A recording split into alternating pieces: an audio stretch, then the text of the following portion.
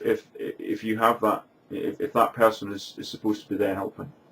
Let me give you an example. I had a manager once. I used to work in human resources in a large company, and this manager came to talk to me about one of his team, and she wasn't pulling a weight in two respects. One, she was consistently late for work, which meant other members of the team were having to cover for her. And secondly, she was slipshod in her work. So she wasn't dotting the I's and crossing the T's, and the quality of her work was not of the same standard as the rest of the team, and other people were having to cover for her and carry her, and resentment was building up, and he wanted to tackle it. So we had the conversation. He went away to talk to the individual. I'll cut to the chase on it. He didn't get the message through to her. He did say a couple of things about those two issues, lateness and quality of work, but he dressed it up. And he dressed it up so much and flannelled so much. He added in lots of positive comments about her work to reassure her. And she left that meeting thinking she was doing a great job. And that is not the case, and it was not the case. And I'll tell you what happened afterwards. The manager came back to talk to me afterwards, and of course he felt frustrated because he hadn't really got the message through. And he felt something else. He felt resentful about this other person. So let me tell you something about being powerful. Being powerful is a really important skill, and where we are powerful where we need to be, it is a lot easier the rest of the time to be charitable with other people and to engage with them and to see things perhaps from their point of view. Once we have made our point of view clear, our feelings, our view, our wants have been made clear.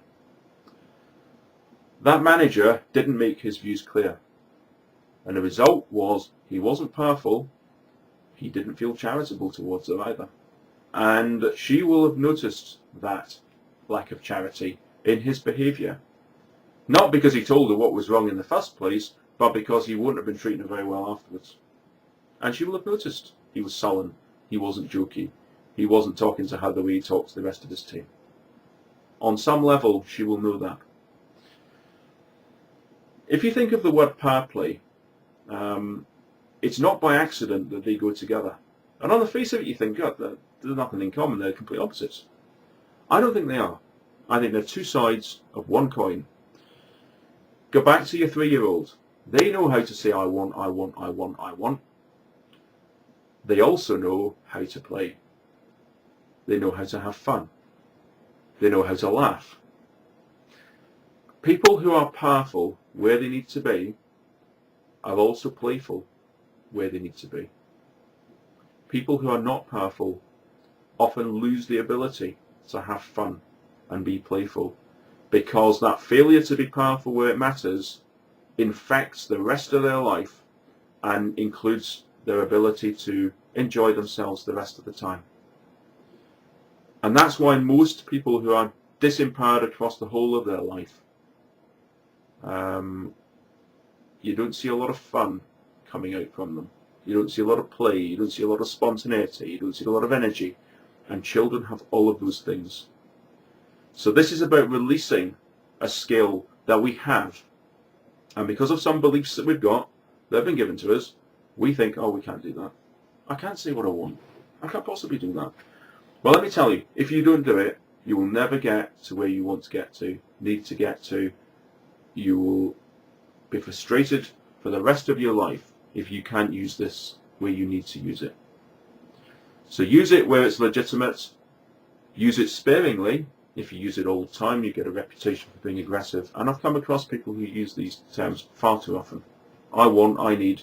It's all demands. It's all about me. What about the other person? But there are times when it is legitimate to express this stuff. You will know when that is, because your gut will tell you when it is. Because you'll have noticed all the signs of losing power that we talked about in a previous step to ethical power, and you are now proactively setting it right and stating your position. The title of the book is Stand Your Ground, Live Your Life. In fact, it's Stand Up and Live. But actually the sentiment is stand your ground, live your life. If you want to live your life, you have to stand up. So standing up is critical even. And this is the key step to ethical power that will enable you to do that. With that thought, I'll leave you for now. Be powerful in the next week where you need to be.